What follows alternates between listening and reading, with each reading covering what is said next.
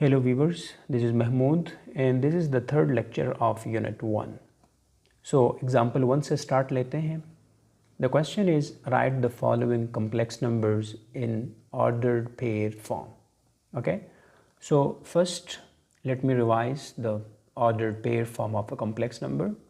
अगर आपके पास एक complex number है z is equal to a plus b iota, तो इस कॉम्प्लेक्स नंबर का जो ऑर्डर्ड पेयर फॉर्म होगा वो क्या होगा भाई, a कॉमा बी, यानी फर्स्ट कंपोनेंट आपका रियल पार्ट होगा और सेकंड कंपोनेंट आपका इमेजिनरी पार्ट होगा. ठीक है, so this is the ordered pair form of a complex number. Okay, so start लेते हैं पार्ट ए से. लेट्स से मैं सपोज करता हूँ कि ये जो कॉम्प्लेक्स नंबर है इसको मैं z1 से डिनोट करता हूँ. ठीक है, z1 इज़ इक्वल टू 6. सबसे पहले आप इसको स्टैंडर्ड फॉर्म में लिखें. तो इसका जो स्टैंडर्ड फॉर्म है वो क्या है भाई, z1 इज़ इक्वल 6 प्लस, अब देखें इमेजिनरी पार्ट यहाँ पे नहीं है तो इट मीन ज़ीरो है, तो हम लिख सकते हैं 0 आयोटा. तो इस कॉम्प्लेक्स नंबर का जो ऑर्डर्ड पेयर फॉर्म होगा वो क्या होगा भाई, 6 कामा 0. Okay, now the next part is b. Again suppose करता हूँ कि भाई इस कॉम्प्लेक्स नंबर को मैं डिनोट करता हूँ लेट्स से z2 से. सो z2 is equal 5 iota. Again standard form में लिखें फर्स्ट, तो स्टैंडर्ड फॉर्म में आ जाएगा z2 इज़ इक्वल, अब देखें रियल पार्ट यहाँ पे नहीं है तो इट मीन्स रियल पार्ट 0 है और सिर्फ इमेजिनरी पार्ट है यहाँ पे, तो it's a pure imaginary number, right. तो इसको मैं स्टैंडर्ड फॉर्म में लिख सकता हूँ 0 प्लस 5 आयोटा. अब इसको आप ऑर्डर्ड पेयर फॉर्म में लिखें तो z2 is equal 0 comma 5, real part 0 then imaginary part is 5. Okay, the next is C part. Suppose करता हूँ कि भाई ये जो कॉम्प्लेक्स नंबर है ये मैं डिनोट करता हूँ z3 से. So z3 equal to 0. Again write in standard form, so z3 is equal 0 plus 0 iota, और यहाँ से आप इसको स्टैंडर्ड फॉर्म में लिखें तो ये बन जाएगा 0 कामा 0. It's a 0 complex number, right. The next one is D part. Okay, so let इस कॉम्प्लेक्स नंबर को मैं डिनोट करता हूँ z4 से. सो z4 इज़ इक्वल 1. अगेन री right this complex number in standard form. So z4 बन जाएगा 1 plus, अब यहाँ पे जो इमेजिनरी पार्ट है वो 0 है, सो 0 आयोटा बनेगा. तो z4 इज़ इक्वल, अब ऑर्डर्ड पेयर फॉर्म में लिखें तो रियल पार्ट 1 और इमेजिनरी पार्ट आपके पास 0 है. ठीक है. Okay, the last part is E, that is let's say इस कॉम्प्लेक्स नंबर को मैं डिनोट करता हूँ z5 से, that is equal 3 minus square root of negative 9. Okay, first आप इसको सिंप्लीफाई करें, that is z5 is equal 3 minus, यहाँ पे क्या मैं इसको यूँ लिख सकता हूँ, square root of -1 times 9. Okay, further फिर ये बन जाएगा z5 is equal 3 minus square root of -1 times square root of 9. यहाँ पे हमने स्क्वायर रूट की प्रॉपर्टी अप्लाई की, that is square root of a b is equal to square root of a times square root of b. ये property कब आप use करोगे, जब आपके पास इन दोनों नंबर्स में से a और b में से कम एक नंबर जो है वो या ज़ीरो हो या पॉजिटिव हो. ठीक है, अगर दोनों नंबर नेगेटिव हों तो फिर ये जो प्रॉपर्टी है ये हम अप्लाई नहीं कर सकते. ठीक है, सो यहाँ से बन जाएगा z5 इज़ इक्वल 3 माइनस, अब स्क्वायर रूट ऑफ -1 आपको पता है कि ये आयोटा के बराबर है और square root of 9 is 3. Right. So Z5 आ जाएगा आपके पास 3 माइनस 3 आयोटा, और यहाँ से आप इसको क्या करें भाई, ऑर्डर्ड पेयर फॉर्म में लिखें, तो that is Z5 is equal 3 comma minus 3, ठीक है ना। रियल पार्ट आपका 3 है और इमेजिनरी पार्ट जो है वो आपका -3 है। Got it. Next example number 2, that is find the value of this expression. Okay, अच्छा अब एक्सप्रेशन आपके पास है भाई iota to the power 592 plus iota to the power 590 plus iota to the power of 588 plus iota to the power 586 plus iota to the power 584 divided by iota to the power 582 plus iota to the power 580 plus iota to the power 578 plus iota to the power of 576 plus iota to the power 574 and then minus. Okay, so further यहाँ पे क्या मैं इसको यूँ लिख सकता हूँ, iota to the power of 582 dot iota to the power 10। अगर आप देखें तो बेसिस सेम है, पावर अगेन 8 होके आपके पास 592 बनेगा, प्लस द सेम वे यहाँ पे मैं लिख सकता हूँ 500 iota to the power 580 dot iota to the power of 10 and the same way plus iota to the power 588 को मैं लिख सकता हूँ iota to the power 578 dot iota to the power 10 plus iota to the power 586 को लिख सकता हूँ 576 dot iota to the power 10, then plus iota to the power of 584 को लिख सकता हूँ 574 dot iota to the power of 10 and then divided by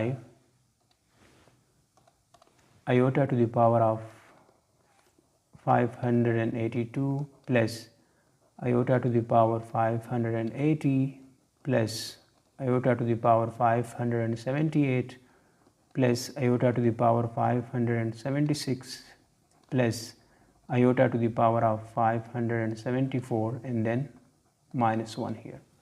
Okay, now अगर आप न्यूमरेटर में देखें तो हर एक टर्म में आपके पास iota to the power 10 जो है वो एज ए फैक्टर आ रहा है, तो क्या मैं ये कॉमन ले सकता हूँ?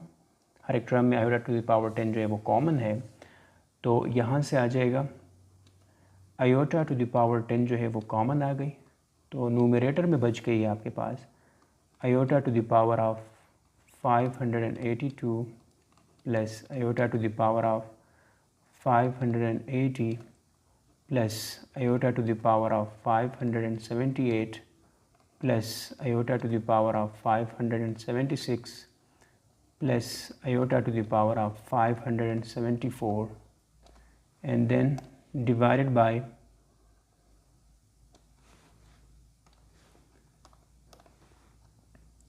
डिनोमिनेटर में आपके पास iota to the power 582 plus iota to the power of 580 plus iota to the power of 578 plus iota to the power of 576 plus iota to the power of 574 and then -1. Clear. अब यहाँ पे अगर आप देखें तो numerator में आपके पास ये कैंसिल हो जाएगा डिनोमिनेटर के साथ, बिकॉज सेम फैक्टर्स हैं, ठीक है। सो आपके पास सिर्फ बच जाएगा iota to the power of 10 और then -1। Okay, and now iota to the power 10 को आप लिख सकते हो iota to the power of what, that is 2 to the power of 5, because power के ऊपर पावर जब आ जाए तो पावर्स आपस में मल्टीप्लाई होंगे, आपके पास again iota to the power 10 आ जाएगा -1, और यहाँ से you know that iota square की वैल्यू -1 है, -1 to the power of 5 then -1, और यहाँ से -1 to the power 5 से again -1 and then -1, so you will get the final result that is -2। ठीक है, तो इस एक्सप्रेशन की जो वैल्यू आ गई वो -2 आ गई। Got it. नेक्स्ट जो टॉपिक है आपके पास वो है इक्वलिटी ऑफ कॉम्प्लेक्स नंबर्स। सो दो कॉम्प्लेक्स नंबर्स को हम कब कहेंगे कि भाई ये इक्वल हैं। ठीक है, तो अगर आपके पास लेट सपोज Z1 जो है कॉम्प्लेक्स नंबर है that is a plus B iota, and Z2 जो है वो आपका दूसरा कॉम्प्लेक्स नंबर है that is c plus D iota. ठीक है, तो हम कब कहेंगे when Z1 equal Z2, Z1 और Z2 कब आपस में इक्वल होंगे। तो Z1 और Z2 इक्वल होंगे जब इनके करिस्पॉन्डिंग एलिमेंट्स जो हैं वो आपस में इक्वल हों। यानी इसका मतलब ये हुआ कि रियल पार्ट ऑफ Z1 जो है वो बराबर हो रियल पार्ट ऑफ Z2 के, एंड जो इमेजिनरी पार्ट है Z1 का वो बराबर हो इमेजिनरी पार्ट ऑफ Z2 के। तो तब जाके ये दोनों कॉम्प्लेक्स नंबर्स आपस में इक्वल होंगे। तो इट मीन्स कि रियल पार्ट ऑफ Z1 क्या है, वो आपका A है। सो इट मीन्स अगर A बराबर हो, रियल पार्ट ऑफ Z2 क्या है, वो आपका C है। अगर A C के बराबर हो and imaginary part of Z1 जो है वो बराबर है B के, अगर B बराबर हो इमेजिनरी पार्ट ऑफ Z2 वो आपका D है, अगर B बराबर हो D के, तो तब जाके हम कहेंगे कि भाई ये दोनों कॉम्प्लेक्स नंबर्स जो हैं ये आपस में इक्वल हैं। Again I am going to repeat it. दो कॉम्प्लेक्स नंबर्स कब इक्वल होंगे, अगर एक कॉम्प्लेक्स नंबर का रियल पार्ट दूसरे कॉम्प्लेक्स नंबर के रियल पार्ट के बराबर हो, और एक कॉम्प्लेक्स नंबर का इमेजिनरी पार्ट दूसरे कॉम्प्लेक्स नंबर के इमेजिनरी पार्ट के बराबर हो, तो फिर हम कहेंगे कि ये दोनों कॉम्प्लेक्स नंबर्स आपस में इक्वल हैं। यानी इन शॉर्ट हम ये कहेंगे कि भाई करिस्पॉन्डिंग्स जो एलिमेंट्स हैं वो आपस में इक्वल हो, रियल रियल के बराबर हो और इमेजिनरी पार्ट इमेजिनरी के बराबर हो, तब जाके दो कॉम्प्लेक्स नंबर्स इक्वल होंगे। ठीक है, फॉर एग्ज़ाम्पल अगर आपके पास मैं एक एग्ज़ाम्पल लेता हूँ दैट इज़ कि भाई x प्लस वाई आयोटा बराबर है 2 प्लस 3 आयोटा के। ठीक है ना, अब यहाँ पे दो कॉम्प्लेक्स नंबर्स हैं, एक कॉम्प्लेक्स नंबर जो है वो x प्लस वाई आयोटा है और दूसरा कॉम्प्लेक्स नंबर जो है वो 2 प्लस 3 आयोटा के बराबर है, और ये दोनों कॉम्प्लेक्स नंबर्स क्या हैं भाई, आपस में इक्वल हैं। ठीक है, तो x किसके बराबर होगा, x जो है वो रियल पार्ट है और यहाँ पे रियल पार्ट 2 है, तो x की जो वैल्यू होगी वो 2 आ जाएगी, और जो इमेजिनरी पार्ट है वो यहाँ पे y है और यहाँ पे जो इमेजिनरी पार्ट है वो 3 है, तो इट मीन्स y जो होगा ये 3 के बराबर होगा। Got it. Next topic is conjugate of a complex number. So let आपके पास एक कॉम्प्लेक्स नंबर है that is z is equal to a plus B iota. इसका जो कंजुगेट होगा इस कॉम्प्लेक्स नंबर का उसको हम डिनोट करेंगे z बार से।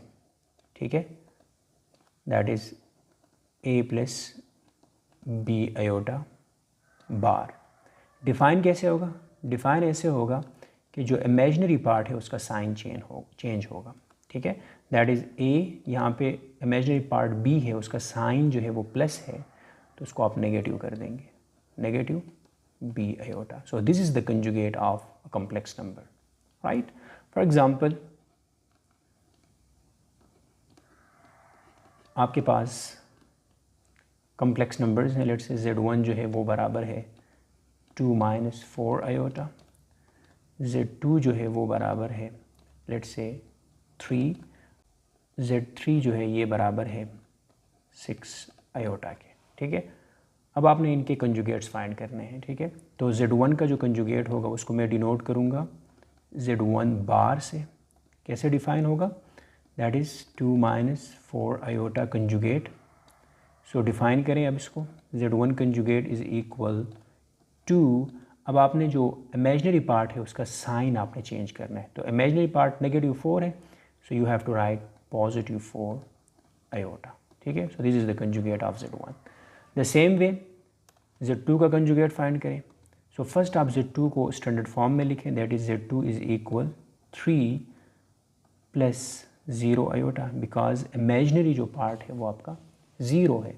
सो इसका कंजुगेट होगा Z2 conjugate is equal, just change the sign of the imaginary part, so that is 3 minus 0 iota. तो इट मीन्स Z2 का जो कंजुगेट है वो सेम वही नंबर आएगा, यानी अगर आपके पास रियल नंबर है तो उसका कंजुगेट वही नंबर होगा, ठीक है ना। अच्छा जी, the next one is Z3 is equal to 6 iota. इसको फर्स्ट स्टैंडर्ड फॉर्म में लिखें, दैट इज़ रियल पार्ट यहाँ पे नहीं है, प्योर इमेजिनरी नंबर है, तो इसको आप लिख सकते हो 0 प्लस 6 आयोटा। और इसका कंजुगेट क्या होगा भाई, Z3 conjugate is equal, just change the sign of the imaginary part, so that is 0 minus imaginary part जो होगा वो उसका साइन चेंज होगा ना, तो यहाँ पे पॉजिटिव 6 है, so you have to write negative 6 iota. So it means Z3 conjugate जो है वो बराबर है -6 आयोटा के, ठीक है।